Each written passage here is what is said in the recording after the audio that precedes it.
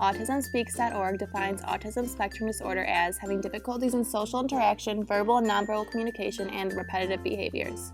Autism is characterized by difficulties in behavior, social interaction, and communication. Some unusual behavior that you might see in a child who has ASD are repetitive behaviors to help them reduce uncertainty and maintain the predictability of their environment. Behaviors may include hand flapping, spinning, insistence on sticking to routines, unusually intense or focused interest, and avoidance of everyday sounds and textures.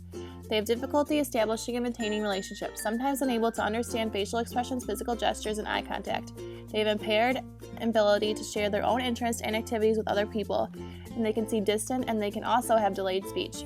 Some people who have ASD can speak fluently, but many people who have ASD are speech impaired or unable to speak at all. If they can speak, they use language in very limited or unusual ways. They often repeat words or phrases back to you or ask the same question over and over again. One of the first things that must be identified when working with a child on the autism spectrum is their level of communication. It is common for students with ASD to have limited communication skills, making it increasingly difficult to teach them effectively. In order to overcome this barrier, teachers can implement picture exchange communication system. This system allows the students to use pictures in order to show their teacher or peers what they want to say. For example, they may need to go to the bathroom, in which this case they would point to a picture of the toilet and you would know they have to go. As the student becomes more comfortable with using PECS, they will be able to form sentences by associating the symbols with actual objects. After there has been a system of communication established between the teacher and the student, it will be much easier to actually begin teaching the student material. In order to help facilitate learning, using positive reinforcement is helpful to allow the child to enjoy the learning. In order to accomplish this, many educators employ the discrete trial teaching or the LOVIS model.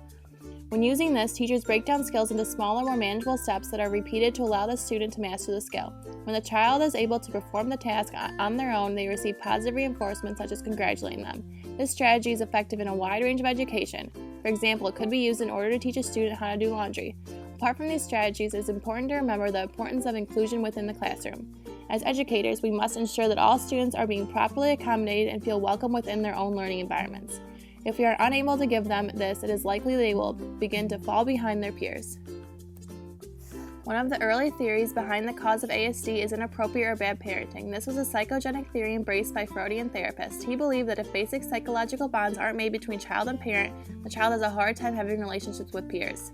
Some genetic contributions are believed to have multiple genes involved, but the mode of the transmission is unclear. Even with all of these theories of the causes for ASD, even today, there is no specific cause for autism spectrum disorder.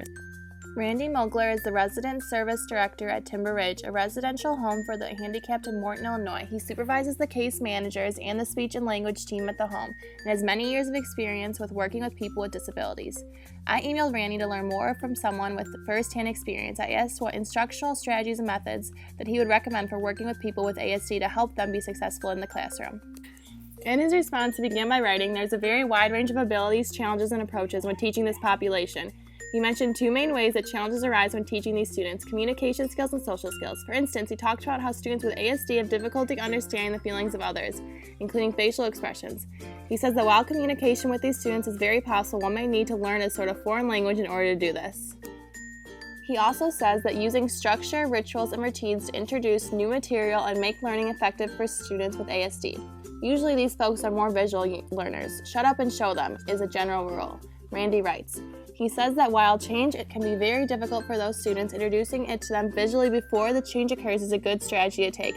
He also says that knowing the sensory challenges to expect from the child is extremely important. This sensory input is often in the casual factor in usual responses or behaviors, he writes. Randy concluded his email by saying, "These folks are beautiful people often and carry a burden most people do not understand. They have thoughts and feelings like everyone. They can have a great sense of humor. They want to love and be loved like everyone, but must be taught how."